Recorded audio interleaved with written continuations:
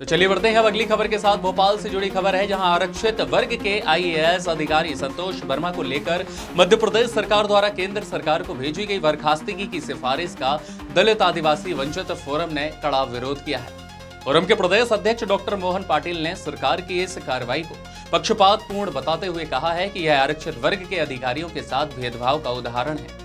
Doctor Mohan Patil ने यह भी कहा है कि इससे पहले भी दलित समाज के आईएएस अधिकारी रमेश थेटे और शशि कर्णावत के साथ इसी तरह का व्यवहार किया गया था, जिसका उस समय भी फोरम ने विरोध किया था।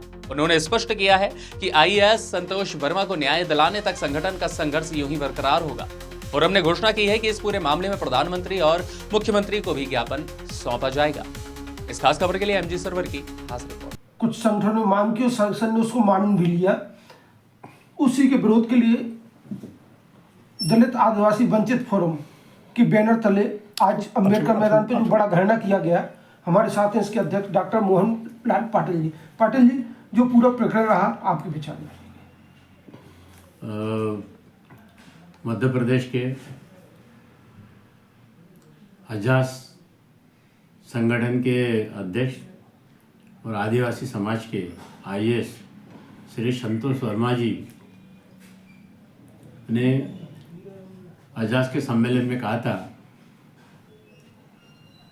कि आरक्षण तब तक जारी रहना चाहिए जब तक ब्राह्मण समाज के लोग के साथ हमारे संबंध नहीं बने या उन्होंने अपने लड़कों की शादी हमारे लड़कों के साथ नहीं करते जी। उनके इस वक्तव्य को लेकर ब्राह्मण समाज के लोगों ने उनके खिलाफ प्रदर्शन किया, क्योंकि उनकी भावनाओं को ठेस पहुंची थी। हम भी उनके इस वक्तव्य के हम भी उनका समर्थन नहीं करते। लेकिन इसको लेकर संतोष शर्मा ने खुद भी एक वक्तव्य खेद व्यक्त कर दिया है और श्री संतोष वर्मा जी ने अपने इस वक्तव्य को खेद भी व्यक्त किया।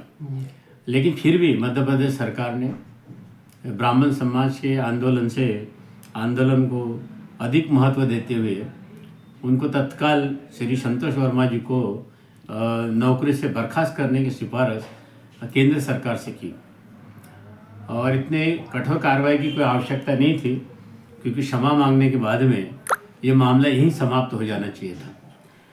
चूँकि मध्य प्रदेश ये 40% दलित आदिवासी जनसंख्या वाला प्रदेश है।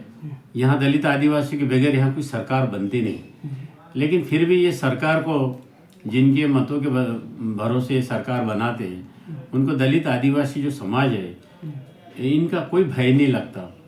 तो ऐसा मुझे लगता है कि अभी दलित आदिवासी समाज को संगठित होने की आवश्यकता है ताकि लोग उनकी बात भी सुने।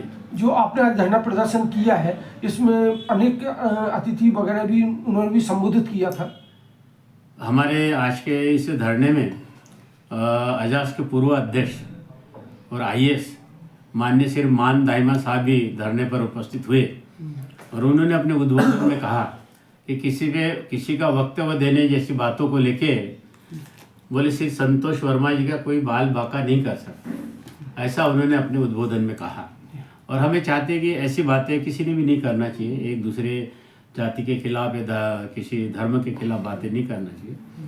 और चूंकि हम लोग समाज के सभी एक ही समाज के अंग है, लेकिन इस तरह से कठोर कार्रवाई वक्तव्यों को लेकर एक उनका जो कहने का आशय रहा होगा, संतोष शर्मा का एक आशय रहा होगा कि समाज में एक जो स्थान पाने के संबंध होना चाहिए रोटी बेटी का, तो उसको परिप्रेक्ष्य में था, तो इसको इतना ज्यादा मूल भावना को समझ के ही काम होना था। भारत सरकार और हमारी मध्य प्रदेश सरकार अंतर जातीय विवाह को प्रोत्साहन देती है और दलित और ब्राह्मण लड़के में शादी होता है तो 2 लाख रुपए उनको दान मतलब उनको सब्सिडी देती है।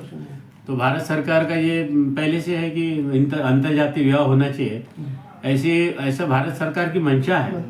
बोलते समय भाषा का ऐसा है, उन्होंने बोला हमारा संबंध जो जिस क्षेत्र से वो रहने आते तो भाषा को अच्छे भाषा में भी बोल सकते थे कि जाति व्यवस्था जब तक समाप्त नहीं होती तब तक आरक्षण जारी रहेगा, ऐसा बोल सकते थे वो। लेकिन फिर भी सरकार ने जो उनके खिलाफ जो कड़ी कार्रवाई की है, जिस तरह से उनके धागे दौरे ढूंढ रही है, रोज अखबार में आ रहा कि संतोष वर्मा का ये मिला वो मिला, तो हम देखते हैं कि दलित आदिवासी जो समाज के जो आईएएस बनते हैं तो उनके पीछे पहले सीआईडी छोड़ देते वो लोग। क्या बोल रहा, क्या खा रहा, क्या रह रहा, किससे मिला, छवि खराब करते हैं। उनको कभी कलेक्टर नहीं बनने और देते। दलित आदिवासी वंचित फोरम ने हमेशा आवाज उठाता रहा है किसी भी प्रकार के लिए। देखो, पहले भी आपको मालूम है कि ये दलित आदिवासी फोरम एक्चुअल अधिकारी और कर्मचारी जो लोग हैं, विशेष करके ये जो पीड़ित लोग हैं, उनके लिए हम मांगे उठाते। पिछले वक्त मध्य प्रदेश के आईएएस माननीय श्री रमेश थेटे जी और आईएएस श्री